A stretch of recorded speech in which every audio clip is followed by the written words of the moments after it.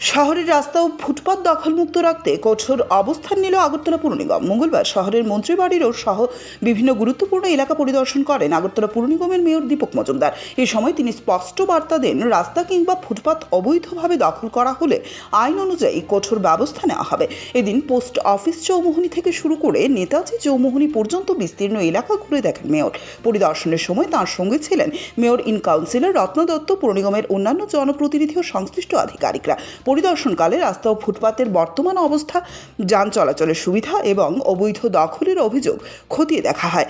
সাধারণ মানুষের চলাচলে যাতে কোনো ধরনের বিঘ্ন না ঘটে এবং শহরের সৌন্দর্য শৃঙ্খলা বজায় থাকে সে বিষয়েও গুরুত্ব আরোপ করেন মেয়র। আগরতলা পুর নিগমের পক্ষ থেকে জানানো হয়েছে, শহরের বিভিন্ন এলাকায় পর্যায়ক্রমে এ ধরনের পরিদর্শন ও নজরদারি অব্যাহত থাকবে। অবৈধ দখলদারদের বিরুদ্ধে প্রয়োজনীয় আইনি ব্যবস্থা গ্রহণ করা হবে এবং নাগরিকদের সহযোগিতাও কামনা করা হচ্ছে।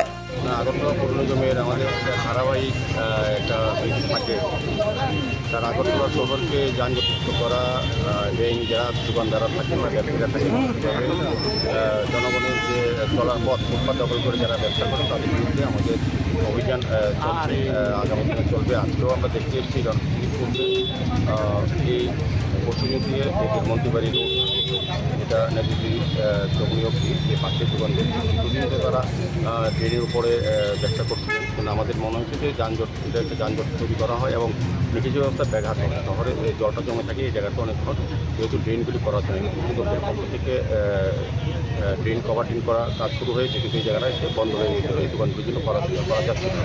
সেক্ষেত্রে মাননীয় মুখ্যমন্ত্রীর সঙ্গেও আমরা কথা বলেছি, এই এলাকায় যারা ব্যবসা করতেন তাদের সঙ্গে কথা বলা হয়েছে সম্মিলিতভাবে মাননীয় মুখ্যমন্ত্রীর নির্দেশ বলেন বা ওনার একটা চিন্তাভাবনা থেকে কথা আলোচনা করার পর তাদেরকে দেশ করিয়ে নিয়ে বিকল্প একটা জায়গা ব্যবস্থা করে আমরা আমাদের সরকার এমনি মানবিক দৃষ্টিতে কাজ করেন।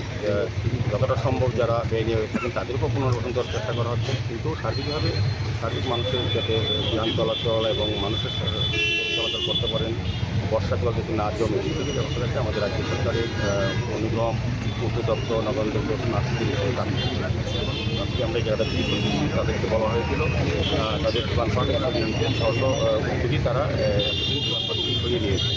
ধন্যবাদ জানাই এই এলাকার ব্যবসায়ী যারা আমাদের কাজকে সহযোগিতা করছেন, তাদেরও বিকল্প ব্যবস্থা যাতে করতে সম্ভব করা যায়, এটা মুখ্যমন্ত্রী চাইছেন, আমরাও চাইছি এবং পূর্ত দপ্তরও চাইছেন কাজটা দ্রুত এখানে বাজারটি রাস্তা হয়েছে বাকি কাজটা করার জন্য। বাকি এখান থেকে আমি দেখেছি যে দিক থেকে সরুকরণ থেকে নিকন অবধি যে রাস্তাটা এটাও কিন্তু ড্রেনের উপর অনেক দোকান আছে, সেগুলিও আমরা আজকে থেকে এটা এখানে করবো করবো যে কী কারণে যারা বসছেন, কেন বসছেন বা এখানে রাস্তা দিয়ে দিয়েছে এগুলো দেখা হবে। যদি